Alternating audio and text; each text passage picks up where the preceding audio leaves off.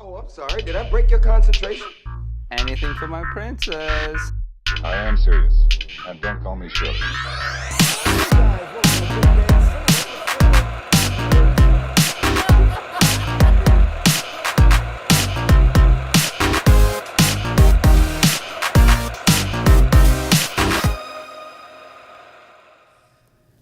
Suave.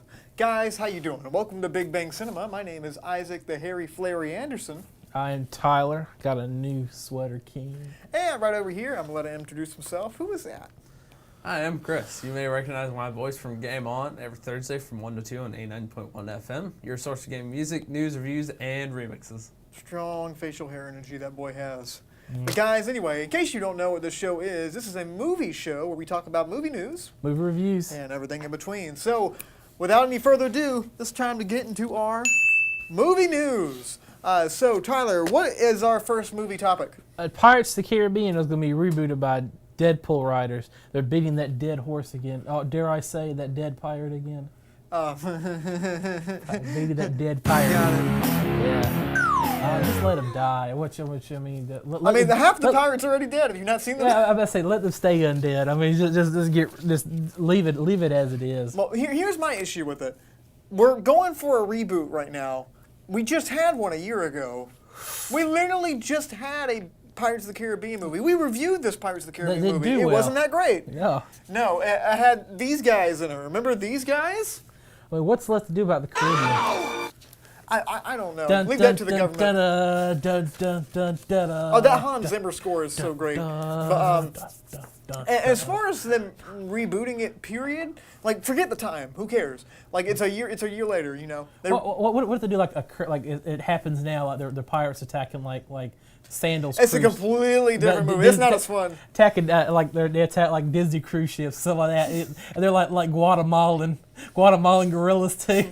What do you think about that? I'd see it. I'd see that. They made that. It's called Captain Phillips. Like no, that was in Somalia, sir. That's look at me. Look at me. I'm the pirate now. That was racist. No, that was from the movie. Did you see the movie? Yeah, I know. I'm saying like you doing the accent, but as far as them doing it now, like rebooting it now, I don't know. The Deadpool writers, by the way, the names of the Deadpool writers are Rhett Reese and Paul Wernick, I think.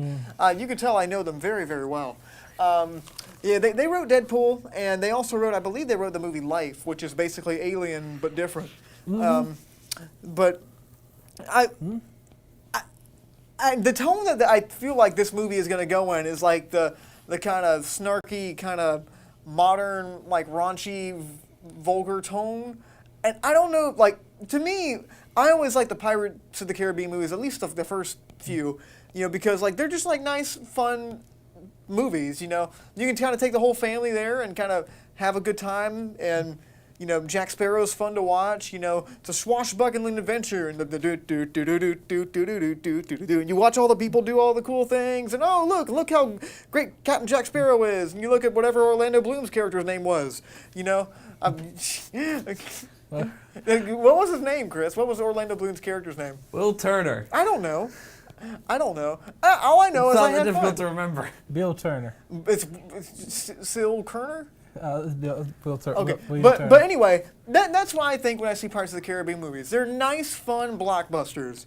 I don't really see this being like like a wink kind of thing. See, the only problem I got with this is I mean, you got to admit, he might not have been a good character, but he's probably one of the most memorable characters in films. Yeah, I don't know who else can. It's kind of like Wolverine, with Hugh Jackman. Who else is going to play that? I mean, they can get a new Captain Bar. I mean, also Captain Barbossa is just as memorable as Jack Sparrow. I mean, Bachman Turner. I mean, he's just as like memorable as. Who played that guy? Yeah, I think everybody remembers I just say Jeffrey Rush. Oh wow, sounds like someone's trying to contact you right now. But as far as like them recasting these people, I don't know who you go with. Like you said, like they're so ingrained in our pop culture now. But first off, Jack Sparrow's so played out. Like if you watch him in the most recent movie, like it's so like he's so bored in this role, and he's so just like so tired. And whoever's texting you right now, I hope they really enjoyed I'm themselves. trying to cut my phone off. There we go. Okay. I got the sound off now. Okay, I thought you'd be texting, buddy. But as far as them recasting like the Jeffrey Rush's character and I stuff mean, like you that. can't do that. I mean, No. like, it's just. I mean, it's either going to be a soft reboot, to where it's going to be like maybe like Jack Sparrow's younger days again. Or Jack Sparrow has like a son, and the son's gonna carry on his legacy now. Or somebody's on a Disney cruise and they wake up Jack Sparrow's ghost and they got to use it to fight. That I would watch that. He fights Guatemalan gorillas. That I would watch that Yeah. in a heartbeat. That sounds like way more interesting. Yeah. But whatever this is, I'm sure it'll be a solid 6 out of 10, and it'll be fine. They'll probably make $100 million and get a sequel that's all right. I say 5 out of 10. Okay, well, it's funny we're scoring movies before we even see it now. And I'm doing the average score for the film series, about a 4 or 5 out of 10. Huh. Speaking about a 4 or 5 out of 10, John Lennon and Yoko Ono are getting their own film. Oh boy, like I didn't care enough about that already. Yeah, so in case you don't know, John Lennon was one of the Beatles, and Yoko Ono was the person that broke those people up. And Yoko Ono was John Lennon's lover and wife. And apparently they're getting She sounded like a turkey. What? What? Just listen to her music, you'll find Okay. out. Yeah, So sound like a turkey. it's going to be made by a guy named Jean-Marc Vallée. I believe that's how you pronounce it. I don't know. I'm an ignorant Westerner. But if you don't know who that guy is, he's the guy that directed Dallas Buyers Club. And I believe he also directed, Demolition with Jake Gyllenhaal, or Gyllenhaal, whatever you call it. So he's a very accomplished director. I think he won an Oscar for Dallas Buyers Club. Well, at least Matthew McConaughey did. So technically he has an Oscar too. So And I think I also got the best supporting actor too. yeah. Well, as far as kind of like him making this film, what do you think? To be honest, I really don't care about this. I mean, I feel like that's a subject that a lot of people today probably don't remember. I mean, I can ask like an 18-year-old who was John Lennon. Oh, he's the guy on those T-shirts. Or he's that guy that was with the other dude that's famous now, the old man who's in England who's constantly gets a new wife. And like, yeah, that's him. That could be a lot of people. Yeah, they're like, oh yeah, that's the guy from the Beatles. He was in the Beatles. Oh, Are you talking about Mick Jagger? So I just felt like this would have been cool probably like 1980 or like 1990. And he died in 80. Yeah, I mean, it would have been a good movie like that had like his life Too story. soon. Like they're right after there, like 2000. I mean, we're back in 2000 when the whole Beatle craze kicked off again. Mm-hmm. Like, but now I mean, it's just who really cares? I don't know. I disagree with you there. I think a lot of people like John Lennon. I feel like you underestimate the lasting Legacy. popularity. That's what I was. Of that's John what I was looking Lennon. for. Of the Beatles. Well, I think you underestimate the lasting popularity. Well, of the Beatles. this is not a Beatles movie. This is a John Lennon movie. I Well, know, the Beatles are going to be in it. But you're talking about people not recognizing John Lennon as being from the Beatles. That's what you were directly saying earlier. Well, he's the guy who wrote those communist books that got killed. Yeah, that was him. It's just, I mean, no one really cares anymore.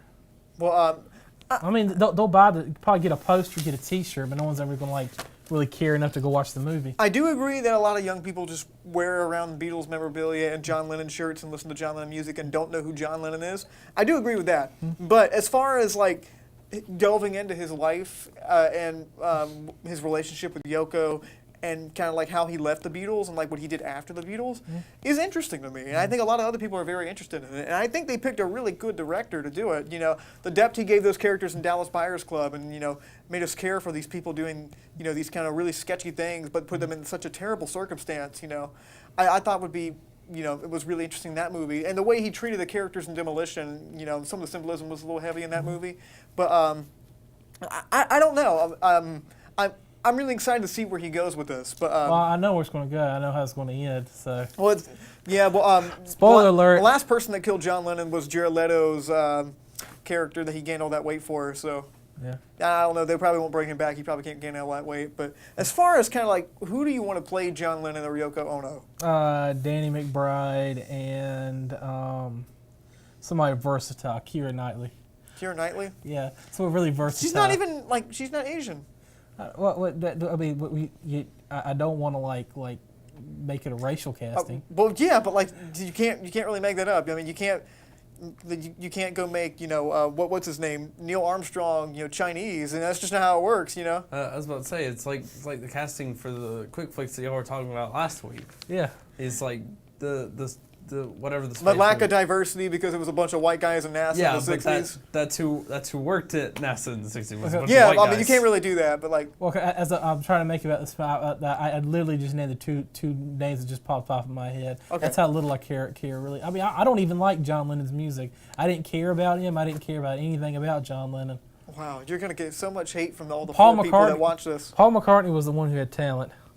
Well, he was the most successful solo artist of all time, and John Lennon was But kind of just behind. because you don't care doesn't mean other people won't. Yeah, I care. I know a lot of people that would care. This seems like an interesting film. I just don't care about him. Okay. Well, speaking about don't care, Pinocchio is getting a stop-motion film made by Guillermo del Toro. No, I do care about that. I will watch that. I mean, I don't. Guillermo del Toro can make a stop motion picture about going to the dentist, and I'd watch that. I mean, I'm sure it's on there somewhere. I'd watch it. I'm serious. I would watch it, but I'm excited. I'll watch it. I mean, is it going to be Disney? Is it going to be private back? This is going to be a Netflix film. Netflix film. Which are, at the current time, Disney still has ties with Netflix. So apparently this is going to be, one last stand for Disney's Netflix thing because they're doing another streaming service. I think they're going to take all their movies off of that. But yeah, we haven't seen a Pinocchio film in over a few years, so it's time for another one. A stop motion one at that. I mean, is it going to be like claymate, or is it going to be like I don't know. puppet? Is it going to be a puppet film? Oh my gosh, that'd be cool, wouldn't it? Well, I think this is Where really. they're all puppets. I think it's really neat because my biggest thing with these new reboots of old properties like this, they're either like a Blade Runner 2049, like a director with a vision and going in there and making a piece of art and try to make something completely new, like Mad Max Fury Road, Blade Runner 2049, or something like that. Or you get just like I always say, the chilies of movies, and that's when you get like the really unmemorable ones like Total Recall and stuff, and then you get one that just falls completely flat on its face. So I'm hoping this one's not going to be that. Where they just go too far in the other direction, Can you give me an example? And can you keep the pattern of naming Philip K. Dick stories too? Well, you can just go to your local cinema. You'll probably find a few reboots that don't work. You literally just named like 2 movies in a row that he wrote. Yeah, I know. Well, but you know what I mean, like your reboots of popular films. Oh, look. There's tons of them. You get like a Ben-Hur that doesn't work at all. That Pinocchio face right there is just perfect for Isaac's reaction. Just Yeah, it is. yeah, Like, whatever. Yeah, whatever. Yeah, even Philip K. Dick, whatever. Even the nose is right. Shut up.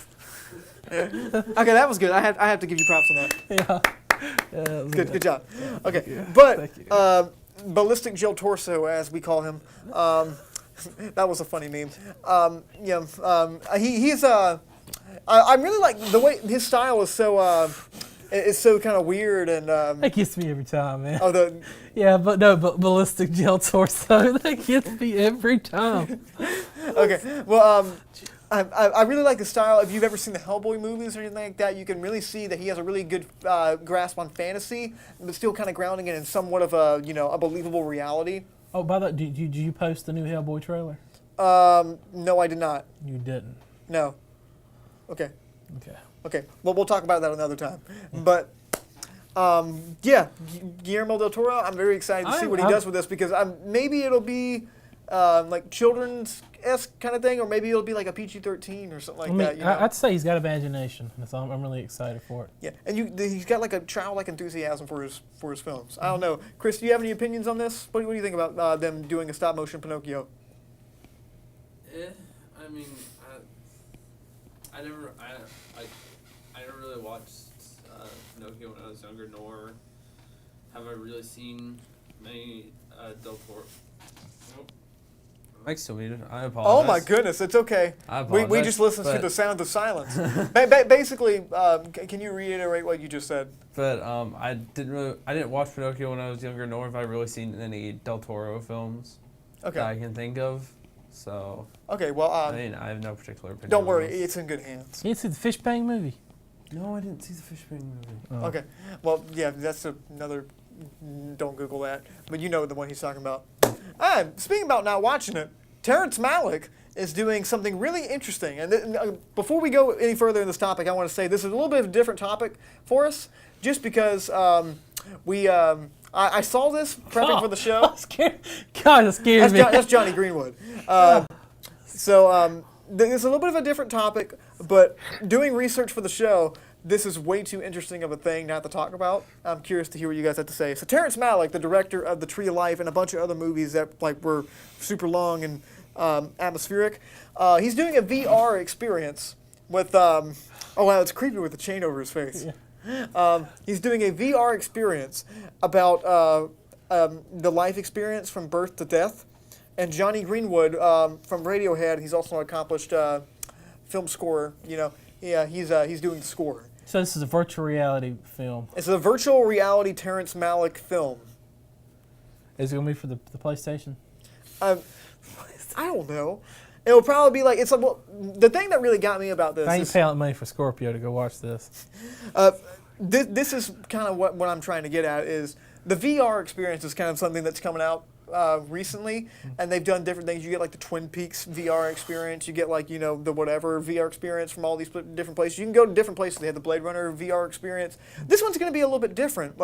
This is kind of a new way, experience to watch a film in this way. I don't know. With Terence Malik doing this it's kind of. I got to say I'm kind of interested in it. I don't know if it's going to be the most exciting thing or whatever, but it's definitely super interesting. I don't know. What do you think about it? I don't know too much about it to really say much about it. I mean, I guess the VR experience for a full-fledged film, I guess that would be interesting.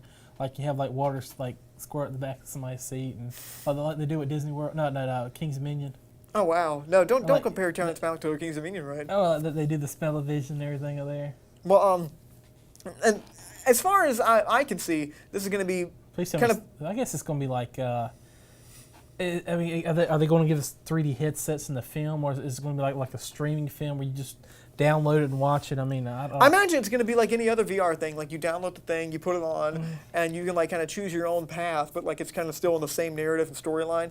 And it's going to be, I imagine it's going to be kind of ethereal and kind of, real atmospheric like all his other films. Something like Hard Rain. Well, it's going to be so different from anything that I really know of. And Johnny Greenwood's score also really, I imagine, is going to add to it a lot, because Johnny Greenwood, in case you don't know, he did the score for There Will Be Blood. He also did it for Phantom Thread, even though I didn't like that movie too much. It was the score was great. So you think you'll be able to choose your own ending for the film? I don't know. Well, you're going to probably die at the end of the film. Well, you know what Hard Rain is? Chris, Hard Rain? I don't know what Hard Rain is. Oh, well, it's hard. But this does seem interesting, with the VR element spreading to other venues, because the place where VR is biggest right now is generally video games. There are a lot of games that are re-releasing in VR. There are a lot of games that are releasing only in VR, that sort of things. And so to see it I haven't really heard of the sort of VR experience type thing until now. And so to see it come into sort of full-fledged movies is interesting. Yeah, it's really exciting, right? It's interesting to see how they're gonna do it, because obviously with the film it's gonna be a on rail story, and if you're if they sort of put you in the position of the main character, it's gonna it may be difficult to portray that and that sort of thing. And also one basic thing of movement in VR, that's always been a difficulty, because I do remember a big issue, especially when VR first came out, is that if the player is moved, without their own volition, or in a way that doesn't include them walking, it can cause nausea, because it's a disconnect between the body and the brain, that sort of thing. Yeah. I don't know. I'm super excited to see. Epilepsy. Oh wow! Hopefully nothing like that would happen. But as far as kind of where this is going to go, I'm very excited to see kind of how this turns out and where this is going to take movies in the future. Maybe this is going to be a stupid fad thing like smell-o-vision. Tyler, what were you saying? Oh, I said epilepsy means people are prone to having seizures. I think he knows what epilepsy means. But what does this have to do with that? Where did epilepsy come from? I said because we were talking about, the whole movie experience about people getting sick and stuff, and it could also like trigger people with Guys, in case you epilepsy. want to know anything about the movie reviews that we do or any Just- other movie shows that we do, you can leave a comment at facebook.com/Studio67NCC. We talk about epilepsy another time.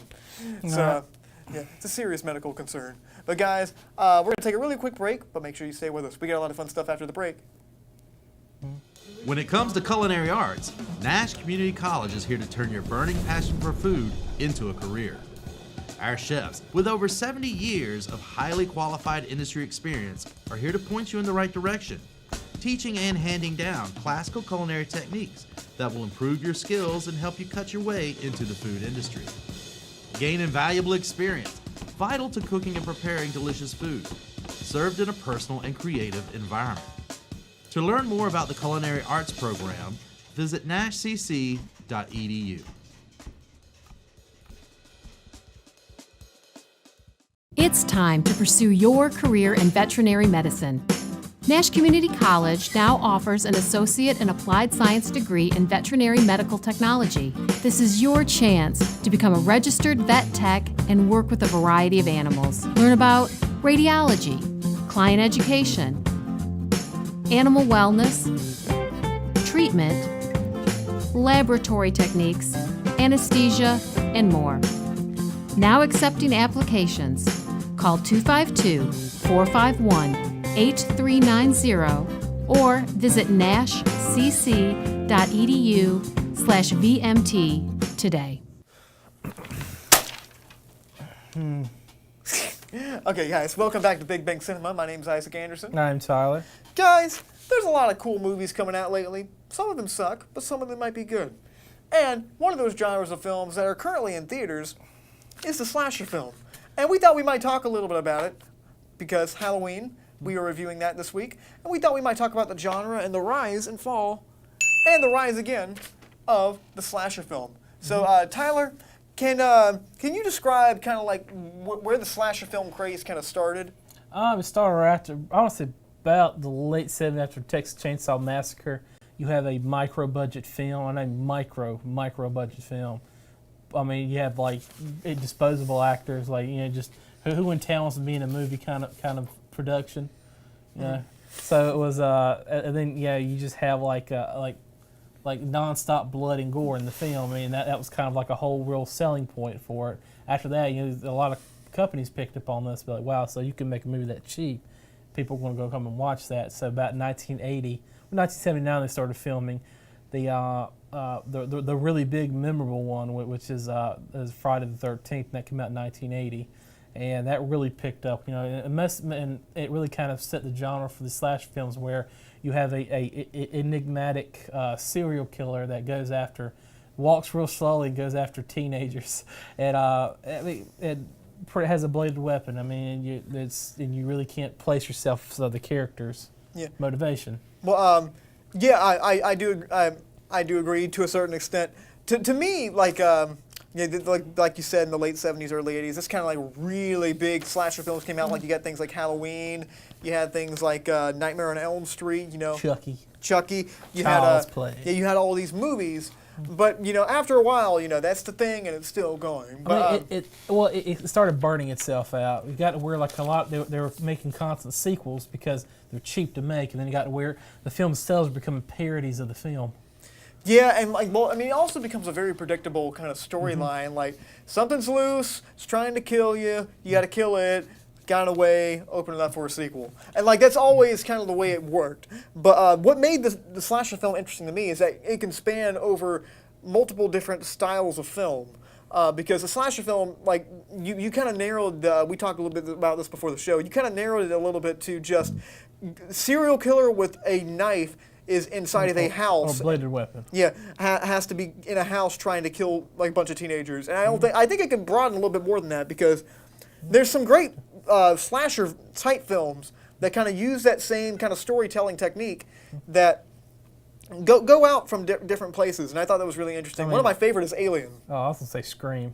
Scream is also a good one, but this one definitely takes it in a different direction. Well, Alien's more of like a sci-fi horror film. Body horror / body horror, space. Well, I mean, they're being hunted by an animal. Well, it's like slasher film in space, is what it is. Something's loose in the ship, it's trying to kill everybody, and it slowly kills off the rest of the crew, you gotta kill it. Oh, it's a monster movie. Well, it's a slasher film, because you're being chased by this thing, you know? Like, it's totally a slasher film. So it's the first Terminator. The Terminator's the first, like, it's a slasher film. I consider that a slasher film. I consider like a sci-fi horror. Yeah, well, it's also like it's using the storytelling technique of the slasher film. Something's trying to get you. You can't understand its motivation. You can't understand what it's doing. You can't reason with it. You got to run from it and got to hide from it as your friends get killed off, and you got to kill it afterwards. Well, I mean, I see that as more Predator, but I really don't see it. Alien as like them hiding from an animal. Well, The Predator is also a slasher film kind of thing. I give the Predator first one being a slasher film. Yeah, well, I mean, there's so many different ways you can take this. You know, it's not just like, you know, someone's in the house that's trying to kill you. You can take it in a lot of different ways, you know. So, I don't know, what is your favorite personal slasher film? Oh my gosh, I really don't like them that much. Gosh, it's really hard because I really don't. They're all kind of the same. Yeah, I mean, you're picking one. You've seen one, you've seen them all. That's what I'm kind of. I really don't have a favorite one when it comes to slasher films. Well, Chris, do you have a favorite slasher film? I take it back. Scary Movie. Scary Movie? I don't count that. I mean, not really. Happy Death Day. Happy Death Day? Really? Yeah. No. I mean, one I can think of off the top of my head that's like most memorable is like Nightmare on Elm Street. Yeah. That took the genre in a kind of a different direction. Took it in the dreams. It's not so much like somebody's in the house. It's like somebody's in the dreams. You can't really stop that. You can't really escape. You can't really escape, no, because like you always got to fall asleep. You know, it's always the most terrifying. So, what do you think? Like, because now we get different movies, you know, that kind of follow that same slasher mentality, like the kind of storytelling technique. What do you think made people want to come back to that after we got so played out with it? Budget. Yeah, I totally agree. That's exactly why we went back to slasher films, because they're cheap to make. We had movies like Don't Breathe and It Follows and stuff like that. Okay, you know. I wouldn't say It Follows was a slasher film. Okay, but like, kind of, you know what I'm trying to say. Supernatural horror. Okay, but you know, we're kind of going back to that because it's really simple to make. I think we're getting back to more of a simple storytelling kind of technique. I've actually said about this on the show not too long ago. I said we're on a new golden age of horror films because we're in the Blumhouse era, yeah. Because you're getting director passion. You get small time directors with their passion films. Yeah, and also, I mean, we're going back to the simplicity and the storytelling. We're not over convoluting things, you know. Mm-hmm. Blumhouse keeps it simple, and I think they're the big reason why those big things are good. So anyway, guys, thanks so much for watching this week. Really do appreciate it. If you want to leave us a comment, you can go to our Facebook.com/Studio67NCC. Love to see a comment and/or anything in the comments from you guys, as long as it's all good, PG-13. You can kind of leave it in that. But anyway, guys, next week on Quick Flicks, we are going to be reviewing mid-90s Jonah Hill's directorial debut. Very excited about it. And that sounds great. Tyler's extremely excited about it, too. I remember the 90s, so nothing's really going to surprise me.